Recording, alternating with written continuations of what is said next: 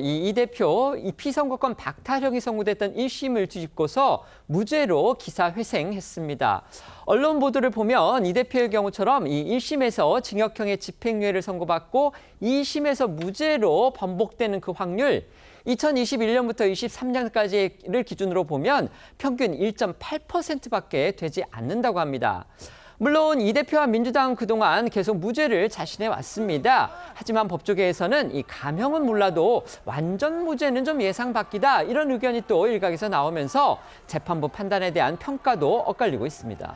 네, 이 전반적으로 이번 2심 판결에 대해 법조계에서는 이 재판부가 정치인의 표현의 자유에 방점을 뒀다라는 총평이 나옵니다. 1심 재판부가 이 선거의 공정성과 또 정치인 발언의 무게에 중점을 뒀던 것과 비교가 되는 건데요. 2심 재판부가 이렇게 1심 재판부와는 대비되는 기준을 적용하면서 이번에 이 무죄라는 뒤집힌 결과까지 도출이 됐다라는 겁니다. 이 같은 이 2심 판결 기조에 대해서 평가는 엇갈리고 있습니다. 먼저 2심은요, 이재명 대표의 이 김문기 전 차장 관련 발언 부분에서 일부 유죄를 인정했던 1심과 달리 전부 무죄를 선고를 했습니다. 먼저 문제가 됐던 이재명 대표 발언 들어보시겠습니다. 산하 직원이고 뭐 해외 출장도 같이 갔는데 어떻게 모를 수 있냐 그러지만 제가 뭐 그 실제로 하위 직원이라서 기억이 안 나고요. 마치 제가 골프를 친 것처럼 사진을 공개했던데 제가 확인을 해보니까 전체 우리 일행 단체 사진 중에 일부를 떼내 가지고 이렇게 보여줬더군요. 조작한 거죠. 1심은 이런 이 대표 발언 중에서 이 김문기 전 처장을 몰랐다고 한 건 인식에 관한 것이어서, 그러니까 기억에 관한 것이어서 허위사실 공표에 해당되지 않는다라며 무죄를 선고를 했죠. 하지만 이 대표가 여당 측에서 공개한 이 김 전 처장과 함께 찍힌 사진을 조작이라고 주장한 건 골프를 쳤는데도 치지 않았다고 거짓말을 한 부분이라면서 1심에서는 유죄로 봤었습니다. 그런데 이제 2심 재판부는요, 이 대표의 김 전 처장 관련 발언을 크게 세 부분으로 쪼개서 이제 판단을 했는데요. 먼저 이 김문기를 몰랐다라는 취지의 발언은 인식에 관한 것일 뿐 행위에 관한 것이 될 수 없다면서 무죄로 봤고요. 이 호주 출장 때 사진이 공개되자 이 대표가 조작됐다라고 한 그 발언에 대해서도 이게 사진 전체가 아니라 일부분을 확대한 것이어서 조작된 것으로 볼 수 있다라고 판단을 하고 또 이 부분도 무죄로 판정을 한 겁니다. 이 대표가 이 김문기 씨와의 교유를 부정한 것도 거짓말이 아니라고 했습니다. 이 같은 2심 결론에 대해 조선일보는 이 법조계 인사들의 평가를 인용해서 이 법원이 이 대표 발언의 배경과 맥락을 보지 않고 조각조각대언의 허위가 아니라고 판단을 했다. 이 무죄 심증을 갖고 결론에 법리를 끼워 맞췄다. 이런 지적들이 나오고 있다고 보도했습니다. 그러니까 이제 몰랐다, 뭐 사진이 조작됐다 이렇게 이재명 대표가 발언한 건 결국은 이제 그걸 듣는 사람한테는 김 전 처장과 골프를 치지 않은 것처럼 이렇게 부인하는 것으로 들리는데 그런 맥락을 법원은 전혀 살피지 않고서 너무 단선적으로 그거를 판단한 거 아니냐. 그러니까 2심의 경우에 말씀드리는 겁니다. 그런 지적이 지금 법조계 일각에서 나오고 있다는 겁니다. 어제 판결 가운데 이 법조계 내부에서 특히 논란이 거센 부분은요, 바로 이재명 대표가 국정감사에서 했던 그 백현동 의혹과 관련한 발언, 이걸 또 전부 무죄로 판단한 겁니다. 네, 2심 재판부는 이 대표의 국정감사 발언 역시 세세하게 쪼개 의견 표명에 불과하다며 허위로 볼 수도 없다고 판단했습니다. 먼저 문제가 된 이 대표의 4년 전 국감에서의 백현동 발언과 이에 대한 국토부 반박 이어서 들어보시죠. 지사님, 백현동 사업에 특혜를 줬다고 생각하십니까? 전혀 사실이 아닙니다. 그거는 국토부가 요청해서 한 일이고 공문이 왔습니다. 앞으로 5개 공공기관 부지에 대해서는 정부가 요청하면은 다 바꿔줘라. 주상복합비를 지을 수 있도록. 그래서 당시에 제가 기자회견을 했습니다. 토지 용도 변경을 해가지고 분양 수익을 수천억씩 취득하는 건 성남시로서는 허용할 수 없다. 그럴 때 국토부에 저희한테 다시 이제 일종의 압박이 왔는데 만약에 안 해주면 직무유기 뭐 이런 걸 문제 삼겠다고 협박을 해서 이걸 매각한 것은 성남시 소유지가 아니고 공공기관 식품연구원 자체가 판 것이고 용도를 바꿔준 건 국토부의 법률에 의한 요구에 따라 어쩔 수 없이 한 것이고 국토교통부는 이 문제와 관련해서 직무유기로 문제 삼겠다고 협박했습니까? 그런 사실 없습니다. 2심 재판부는 성남시가 공공기관 용도 변경과 관련해 장기간 다각도로 국토부로부터 압박받았던 상황을 인정할 수 있다고 봤는데요. 이런 전제하에 조금 전 들으신 직무유기를 문제 삼겠다고 협박받았다는 취지의 이재명 대표 발언은 과장한 것으로 볼 수 있으나 허위로 보기는 어렵다고 했습니다. 또 이 대표가 국토부 공문상 어쩔 수 없이 용도 변경을 했다고 한 부분도 허위사실 공표죄로 처벌할 수 없는 의견 표명에 해당한다고 했습니다. 법원의 법리적인 판단은 당연히 존중받아야 합니다. 하지만 이 비법률가의 입장에서는요, 이런 생각이 또 드는 건 어쩔 수 없습니다. 1심과 2심 재판 과정에서 국토부 그리고 성남시의 그 공무원 수십 명이 증인으로 나왔습니다. 그러면서 이들이 한 목소리로 다 협박은 없었다, 이렇게 증언을 했는데, 그렇다면 그 증언은 아무 의미가 없었던 것이냐, 이런 의문이 나오는 것이고요.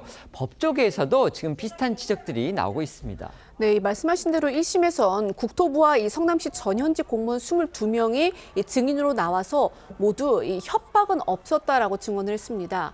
2심에서도 이 대표 측이 부른 증인 2명조차도 협박은 없었다, 이렇게 증언을 했는데요.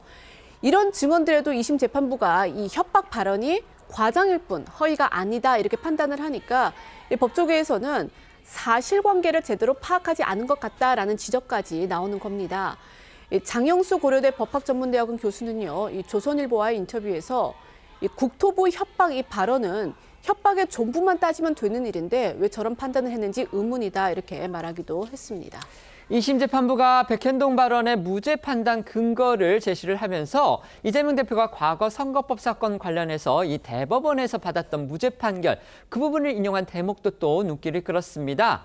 문제의 이른바 권순일 판결입니다. 네, 이 대표는 경기지사 후보 시절인 2018년 TV토론회에서 친형 강제 정신병원 입원 의혹에 대해 그런 일 없다라고 했던 발언이 문제가 돼 선거법 위반 혐의로 재판에 넘겨졌었습니다. 당시 2심에서 벌금 300만 원을 선고받고 당선 무효 위기에 처했지만 대법원 전원합의체는 이를 무죄 취지로 파기환송하면서 기사회생했었는데요. 당시 무죄 판결을 주도한 걸로 알려진 권순일 전 대법관의 논리가 이번 선고에서도 근거로 쓰인 겁니다. 정치인들이 토론을 할 때 표현의 자유를 폭넓게 인정해야 한다는 게 핵심이었는데요. 관련해 선고 당시 김명수 대법원장의 발언 들어보겠습니다. 후보자 토론회에 참여하여 질문 답변을 하거나 주장 반론을 하는 것은 그것이 토론회의 주제나 맥락과 관계없이 일방적으로 허위 사실을 드러내어 알리려는 의도에서 적극적으로 허위 사실을 표명한 것이 아닌 한 허위 사실 공표죄로 처벌할 수 없다고 보아야 합니다. 아까 저희 기자가 대법원에서의 무죄 판결을 권순일 당시 대법관이 주도했다, 이렇게 표현을 했는데, 좀 더 이제 명확하게 말씀을 드리면은요, 당시 대법원에서 이제 대법관 중에서 4대4, 그러니까 유죄가 4, 무죄가 4였습니다. 그런데 거기에서 당시 1세 최고 선임 그 대법관이었던 권순일 대법관이 그 중에서 무죄편에 서면서 결국은 이재명 대표가 무죄 선고를 받게 된 그런 겁니다. 따라서 주도를 했다기보다는 권순일 당시 대법관이 캐스팅 보트를 행사했다, 이 표현이 맞을 듯합니다. 네, 계속 전해주시죠. 네, 1심 재판부가 백현동 발언과 관련해 사실 여부를 엄격하게 따진 데 반해 2심은 과거 대법 판례를 끌어와 표현의 자유를 최대한 보장해야 한다는데 방점을 찍은 거라고 볼 수 있습니다. 당장 법조계와 정치권 일각에선 TV토론회에 이어 국감장도 정치인들이 거짓말할 수 있는 공간이 돼버릴 것, 이런 반응이 나오고 있다고 다수 언론들이 보도했습니다. 이들은 만약 이런 판결로 인해 당선을 노린 거짓말이 늘어난다면 결국 피해는 유권자들에게 돌아갈 거란 지적도 하고 있습니다. 일부 법학자들은 유권자들의 선택을 보호한다는 허위사실 공표 처벌 취지에서 벗어날 수 있다는 해석도 했습니다. 이번 사건에서 1심과 2심의 판결 범위가 워낙 비교가 되니까요, 이 법원 판결 논리의 일관성, 이것에 대한 우려도 나오고 있습니다. 이건 판결의 안정성, 법질서의 안정성, 이것과도 직결되는 문제입니다. 네, 이 부분은요, 이 지난 3년 동안 1심에서 이 징역형의 집행유예를 받았던 사건이 2심에서 무죄가 된 경우가 1.7%에 불과할 정도로 극소수다, 이런 이제 통계와 관련이 있는 지적인데요. 한 판사 출신 변호사는 뉴시스와의 인터뷰에서 이 이재명 대표에 대한 사법적 판단이 법원마다 다르게 나오는 상황이어서 과연 사법부를 믿을 수 있을지, 국민 사이에 혼란이 가중되는 상황이 벌어지지 않을지 우려를 한 겁니다. 다른 변호사도요, 일반 국민이 보기에는 이번 1, 2심 판결이 혼란스러울 것이라며 이 사법부에 대한 신뢰가 저하될 수 있다 이렇게 지적했습니다. 물론 이번 선고 결과를 두고서 의구심만 나타내는 목소리 이것만 있는 건 아닙니다. 법조계에서는요 이런 또 평가도 나옵니다. 그러니까 표현의 자유 측면에서 피고인의 이익에 무게를 둔 거 이건 긍정적으로 평가해야 한다 이런 견해가 나오고 있습니다. 네, 2심 재판부는 판결에서 다의적 해석이 가능한 발언을 다른 합리적 해석을 배제한 채 공소 사실로만 해석하는 건 법리에 어긋난다면서 형사법의 주요 원칙인 유추 해석 금지의 원칙을 강조했습니다. 이른바 법조계에서 말하는 의심스러울 때는 피고인의 이익으로라는 원칙이 적용이 된 건데요. 공교롭게도 이 원칙은 지난 7일 윤석열 대통령 구속 취소 결정을 내릴 때 서울중앙지법 지귀현 부장판사가 강조했던 내용이기도 합니다. 윤 대통령에게 유리한 결과를 안겨준 이 원칙이 이번에는 정적인 이 대표에게 적용된 셈인데요. 이 법조계 일각에서는 문제가 된 이 대표 발언이 사실의 영역인지 의견의 영역인지 명확하지 않아서 재판부가 이번 사건을 무죄로 판단할 여지가 충분히 있었다는 반론도 있는 만큼 형사법 원칙이 엄격히 지켜졌다는 측면에서 긍정적 평가가 나오고 있는 겁니다. 조선일보는 유죄인지 무죄인지 헷갈릴 때는 피고인에게 유리하게 해석하는 것이 대원칙이며 이런 원칙이 모든 사건에 적용되는 것이 올바른 사회라고 강조한 한 변호사의 발언을 전했고요. 이와는 별개로 선거 출마자들의 정치적 표현의 자유가 과거보다 폭넓게 인정돼야 한다는 한 전직 부장판사의 의견을 전하기도 했습니다.